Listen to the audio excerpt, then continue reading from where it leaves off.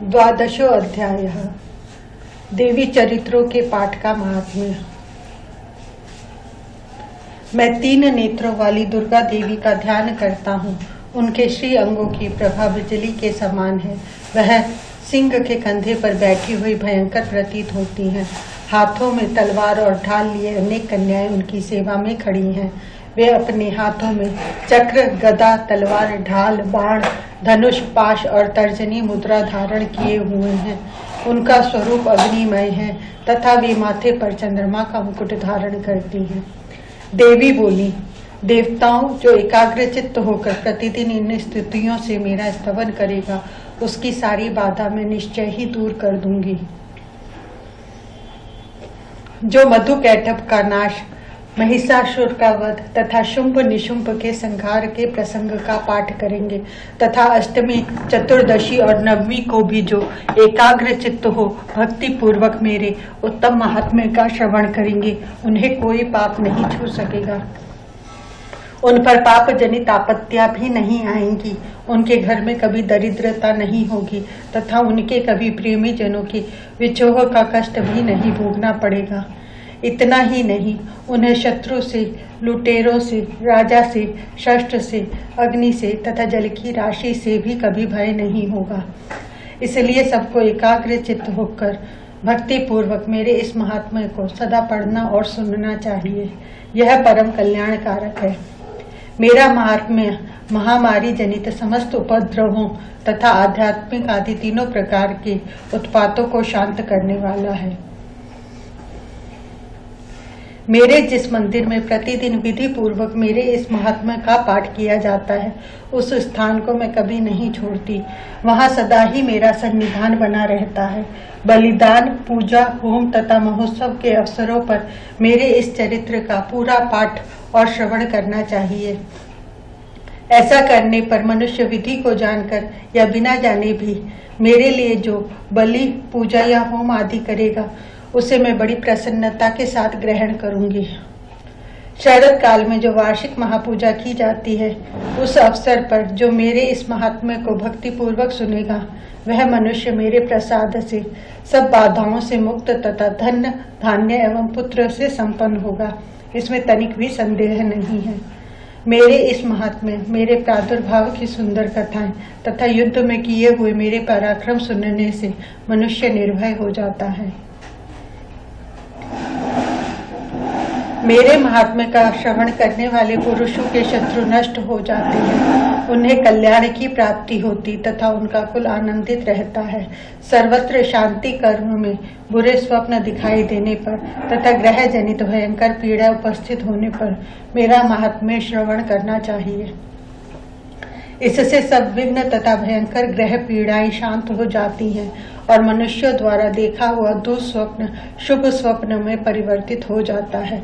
बाल ग्रहों से आक्रांत हुए बालकों के लिए यह महात्म्य शांति कारक है तथा मनुष्यों के संगठन में फूट होने पर यह अच्छी प्रकार मित्रता कराने वाला होता है। यह महात्म्य समस्त दुराचारियों के बल का नाश करने वाला है। इसके पाठ मात्र से राक्षसों, भूतों और पिशाचों का नाश हो जाता है। मेरा यह सब महात्म्य मेरे सामीप्य की प्राप्ति कराने वाला है। पशु, पुष्प, अर्घ्य, धूप, दीप, गंध आदि उत्तम सामग्रियों द्वारा पूजन करने से, ब्राह्मणों को भोजन कराने से, होम करने से, प्रतिदिन अभिषेक करने से, नाना प्रकार के अन्य भोगों का अर्पण करने से तथा दान देने आदि से 1 वर्ष तक जो मेरी आराधना की जाती है और उससे मुझे जितनी प्रसन्नता होती है, उतनी प्रसन्नता मेरे इस उत्तम चरित्र का एक बार श्रवण करने मात्र से हो जाती है। यह महात्म्य श्रवण करने पर पापों को हर लेता और आरोग्य प्रदान करता है। मेरे प्रादुर्भाव का कीर्तन समस्त भूतों से रक्षा करता है तथा मेरा युद्ध विषयक चरित्र दुष्ट दैत्यों का संहार करने वाला है। इसके श्रवण करने पर मनुष्यों को शत्रु का भय नहीं रहता। देवताओं, तुमने और ब्रह्म ऋषियों ने जो मेरी स्तुतियां की हैं तथा ब्रह्मा जी ने जो स्तुतियां की हैं, वे सभी कल्याणमयी बुद्धि प्रदान करती हैं। वन में, सूने मार्ग में अथवा दावानल से गिर जाने पर, निर्जन स्थान में, लुटेरों के दावों में पड़ जाने पर या शत्रुओं से पकड़े जाने पर, अथवा जंगल में सिंह, व्याघ्र या जंगली हाथियों के पीछा करने पर, कुपित राजा के आदेश से वध या बंधन के स्थान में ले जाए जाने पर, अथवा महासागर में नाव पर बैठने के बाद भारी तूफान से नाव के डगमग होने पर, और अत्यंत भयंकर युद्ध में शस्त्रों का प्रहार होने पर, अथवा वेदना से पीड़ित होने पर, किंबहुना सभी भयानक बाधाओं के उपस्थित होने पर जो मेरे इस चरित्र का स्मरण करता है वह मनुष्य संकट से मुक्त हो जाता है। मेरे प्रभाव से सिंह आदि हिंसक जंतु नष्ट हो जाते हैं तथा लुटेरे और शत्रु भी मेरे चरित्र का स्मरण करने वाले पुरुष से दूर भागते हैं। ऋषि कहते हैं, यो कहकर प्रचंड पराक्रम वाली भगवती चंडिका सब देवताओं के देखते देखते वहीं अंतर्धान हो गई। फिर समस्त देवता भी शत्रुओं के मारे जाने से निर्भय हो पहले की ही भांति यज्ञ भाग का उपभोग करते हुए अपने अपने अधिकार का पालन करने लगे। संसार का विध्वंस करने वाले महाभयंकर अतुल पराक्रमी देव शत्रु शुंभ तथा महाबली निशुंभ के युद्ध में देवी द्वारा मारे जाने पर शेष दैत्य पाताल लोक में चले आए। राजन, इस प्रकार भगवती अंबिका देवी नित्य होती हुई भी पुनः पुनः प्रकट होकर जगत की रक्षा करती है। वे ही इस विश्व को मोहित करती, वे ही जगत को जन्म देती तथा वे ही प्रार्थना करने पर संतुष्ट हो विज्ञान एवं समृद्धि प्रदान करती हैं। राजन, महाप्रलय के समय महामारी का स्वरूप धारण करने वाली वे महाकाली ही इस समस्त ब्रह्मांड में व्याप्त है। वे ही समय समय पर महामारी होती और वे ही स्वयं अजन्मा होती हुई भी सृष्टि के रूप में प्रकट होती हैं। वे सनातनी देवी ही समयानुसार संपूर्ण भूतों की रक्षा करती हैं। मनुष्यों के अभ्युदय के समय वे ही घर में लक्ष्मी के रूप में स्थित हो उन्नति प्रदान करती हैं और वे ही अभाव के समय दरिद्रता बनकर विनाश का कारण होती हैं। पुष्प, धूप और गंध आदि से पूजन करके उनकी स्तुति करने पर वे धन, पुत्र, धार्मिक बुद्धि तथा उत्तम गति प्रदान करती हैं। इस प्रकार श्री मार्कंडेय पुराण में सावर्णिक मनवंतर की कथा के अंतर्गत देवी महात्मा में फल स्तुति नामक 12वां अध्याय पूरा हुआ। जय मां, जय मां, जय मां। त्रयोदशो अध्याय, सुरथ और वैश्य को देवी का वरदान। जो उदय काल के सूर्य मंडल की सी कांति धारण करने वाली हैं, जिनके 4 भुजाएं और 3 नेत्र हैं तथा जो अपने हाथ में पाश, अंकुश, वर और अभय की मुद्रा धारण किए रहती है, उन शिवा देवी का मैं ध्यान करता हूँ। ऋषि कहते हैं, राजन, इस प्रकार मैंने तुमसे देवी के उत्तम महात्म्य का वर्णन किया जो इस जगत को धारण करती है। उन देवी का ऐसा ही प्रभाव है, वे ही विद्या ज्ञान उत्पन्न करती है।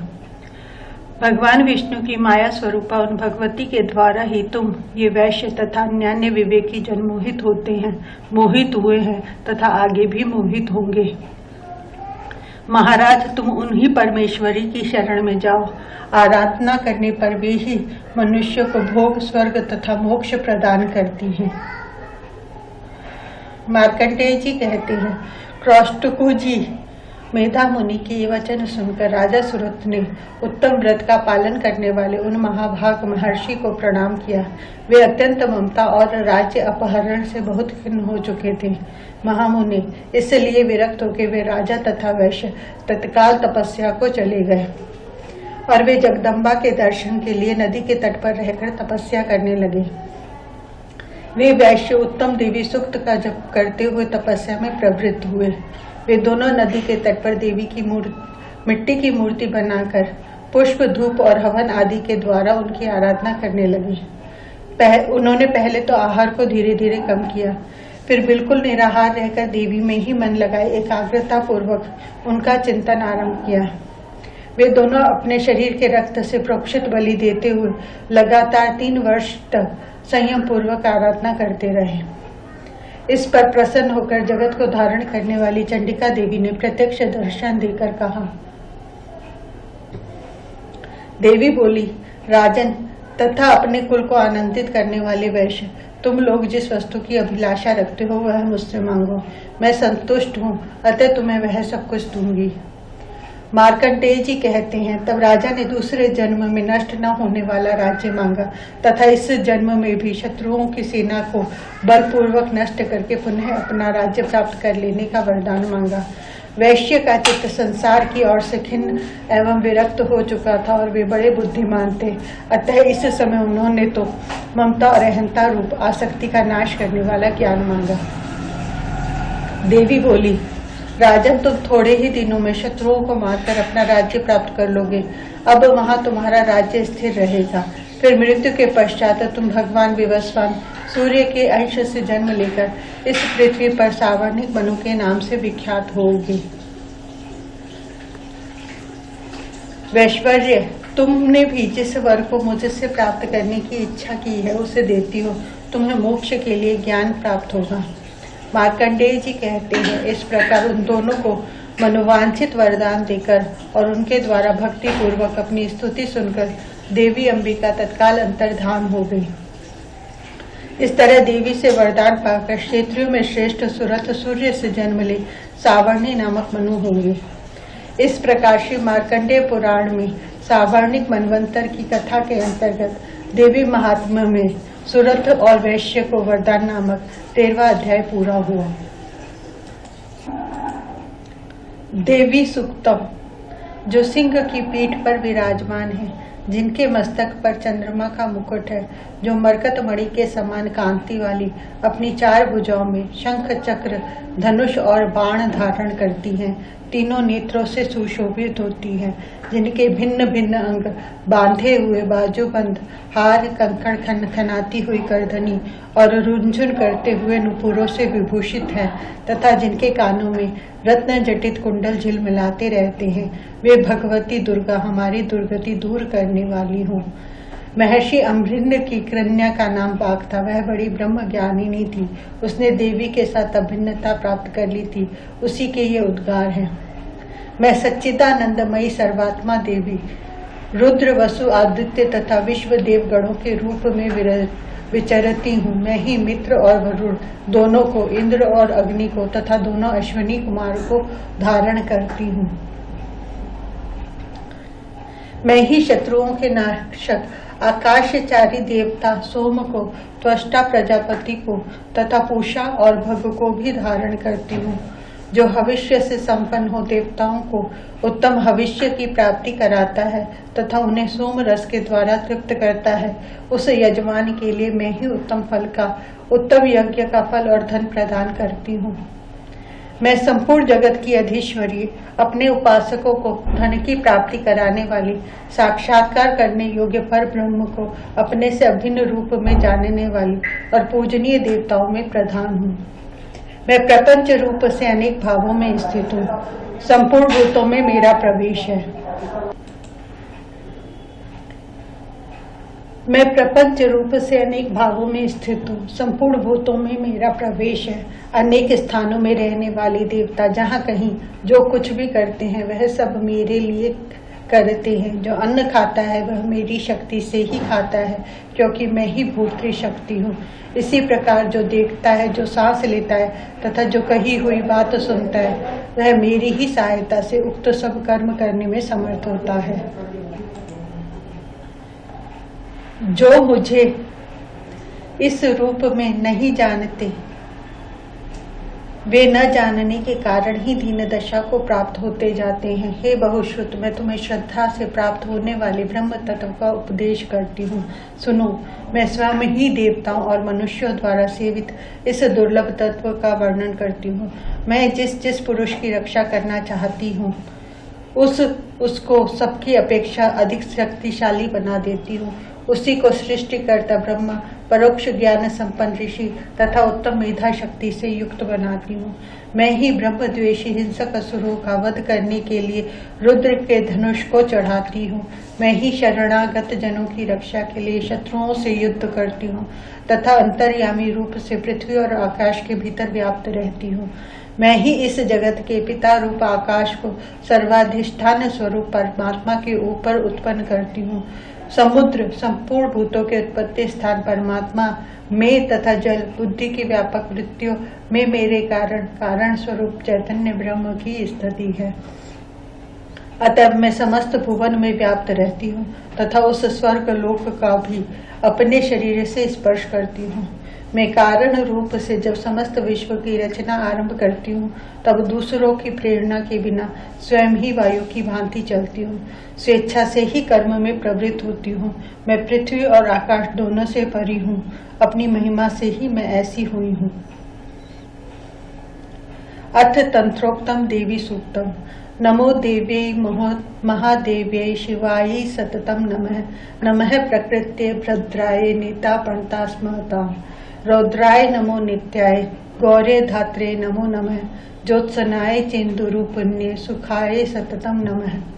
कल्याण्यै प्रणतां वृद्धे सिद्धये कुर्मो नमो नमः। नैऋत्ये भूभृतां लक्ष्मी शर्वाण्येते नमो नमः।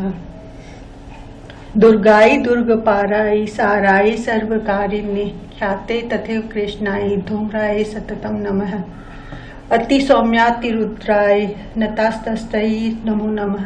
नमो जगत प्रतिष्ठाय देव्यै कृते नमो नमः। या देवी सर्वभूतेषु विष्णुमायेति शब्दिता नमस्तस्यै नमस्तस्यै नमस्तस्यै नमो नमः। या देवी सर्वभूतेषु चित्नित्यभिधीयते नमस्तस्यै नमस्तस्यै नमस्तस्यै नमो नमः। या देवी सर्वभूतेषु बुद्धिरूपेण संस्थिता नमस्तस्यै नमस्तस्यै नमस्तस्यै नमो नमः। या देवी सर्वभूतेषु निद्रारूपेण संस्थिता नमस्तस्यै नमस्तस्यै नमस्तस्यै नमो नमः। या देवी सर्वभूतेषु क्षुधारूपेण संस्थिता नमस्तस्यै नमस्तस्यै नमस्तस्यै नमो नमः। या देवी सर्वभूतेषु छायारूपेण संस्थिता नमस्तस्यै नमस्तस्यै नमस्तस्यै नमो नमः। या देवी सर्वभूतेषु शक्तिरूपेण संस्थिता नमस्तस्यै नमस्तस्यै नमस्तस्यै नमो नमः। या देवी सर्वभूतेषु तृष्णारूपेण संस्थिता नमस्तस्यै नमस्तस्यै नमस्तस्यै नमो नमः। या देवी सर्वभूतेषु शान्तिरूपेण संस्थिता नमस्तस्यै नमस्तस्यै नमस्तस्यै नमो नमः। या देवी सर्वभूतेषु जातिरूपेण संस्थिता नमस्तस्यै नमस्तस्यै नमस्तस्यै नमो नमः। या देवी सर्वभूतेषु लज्जारूपेण संस्थिता नमस्तस्यै नमस्तस्यै नमस्तस्यै नमो नमः। या देवी सर्वभूतेषु शान्तिरूपेण संस्थिता नमस्तस्यै नमस्तस्यै नमस्तस्यै नमो नमः। या देवी सर्वभूतेषु श्रद्धारूपेण संस्थिता नमस्तस्यै नमस्तस्यै नमस्तस्यै नमो नमः। या देवी सर्वभूतेषु कान्तिरूपेण संस्थिता नमस्तस्यै नमस्तस्यै नमस्तस्यै नमो नमः। या देवी सर्वभूतेषु लक्ष्मीरूपेण संस्थिता नमस्तस्यै नमस्तस्यै नमस्तस्यै नमो नमः। या देवी सर्वभूतेषु वृत्तिरूपेण संस्थिता नमस्तस्यै नमस्तस्यै नमस्तस्यै नमो नमः। या देवी सर्वभूतेषु स्मृतिरूपेण संस्थिता नमस्तस्यै नमस्तस्यै नमस्तस्यै नमो नमः। या देवी सर्वभूतेषु दयारूपेण संस्थिता नमस्तस्यै नमस्तस्यै नमस्तस्यै नमो नमः। या देवी सर्वभूतेषु तुष्टिरूपेण संस्थिता नमस्तस्यै नमस्तस्यै नमस्तस्यै नमो नमः। या देवी सर्वभूतेषु मातृरूपेण संस्थिता नमस्तस्यै नमस्तस्यै नमस्तस्यै नमो नमः। या देवी सर्वभूतेषु भ्रान्तिरूपेण संस्थिता नमस्तस्यै नमस्तस्यै नमस्तस्यै नमो नमः। इन्द्रियाणामधिष्ठात्री भूतानां चाखिलेषु या भूतेषु सततं तस्यै व्याप्ति देव्यै नमो नमः। चितिरूपेण्य कृत्स्नमेतद्व्याप्य स्थिता जगत्। नमस्तस्यै नमस्तस्यै नमस्तस्यै नमो नमः। स्तुता सुरे पूर्वम अभीष्ट संश्रया तथा सुरेन्द्रेण दिनेषु सेविता। करोतु साना शुभेतुरीश्वरी शुभानि भद्राण्य भिहन्तु चापदः। यासां प्रथम चोद्धत्यता पीर्ते रश्माभिरीशा च सुरर नमस्यति। यच स्मृता तत्क्षणमेव हन्तिनः सर्वापदो भक्ति विनम्र मूर्तिभिः।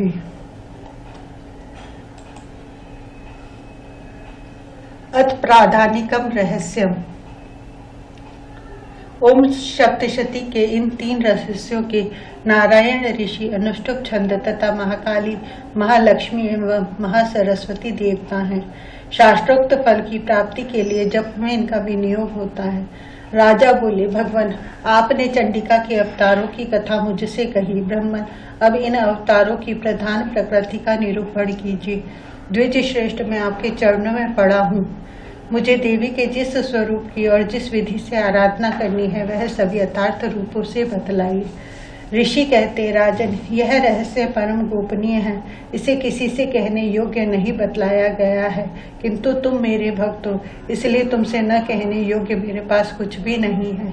त्रिगुणमयी परमेश्वरी महालक्ष्मी ही सबका आदि कारण है। वे ही दृश्य और अदृश्य रूप से संपूर्ण विश्व को व्याप्त करके स्थित है। राजन वे अपनी 4 भुजाओं में मातुलुंग, बिजौरे का फल, गदा, खेट, ढाल एवं पान मात्र और पुस्तक पर नाग, लिंग तथा योनि इन वस्तुओं को धारण करती है। तपाए हुए सुवर्ण के समान उनकी कांति है।